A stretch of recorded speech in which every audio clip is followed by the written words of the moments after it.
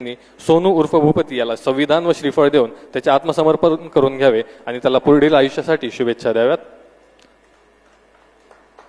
सोनू उर्फ भूपती हा आपल्या AK-47 रायफलसह मान्य मुख्यमंत्री सरांसमोर आत्मसमर्पण करीत आहे।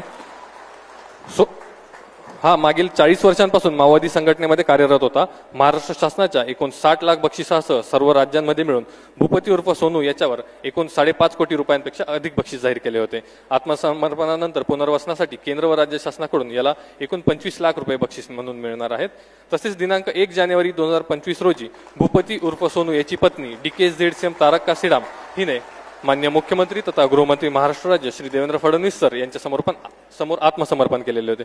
मान्य मुख्यमंत्री तथा गृहमंत्री महाराष्ट्र राज्य श्री देवेंद्र फडणवीस सर यांच्या प्रयत्नांमुळेच इतक्या मोठ्या प्रमाणावर मार्ग भरकटलेले माओवादी सदस्य आत्मसमर्पण करून ते लोकशाहीच्या मुख्य प्रवाहामध्ये सामील होत आहेत व त्यांचे जीवन सुखकर होत आहे। याबद्दल आजच्या या कार्यक्रम प्रसंगी सोनू उर्फ भूपती याची पत्नी तारक काशीराम यांच्याकडून मान्य मुख्यमंत्री सरांना पुष्पगुच्छ देऊन त्यांचे आभार व्यक्त केले जात आहेत।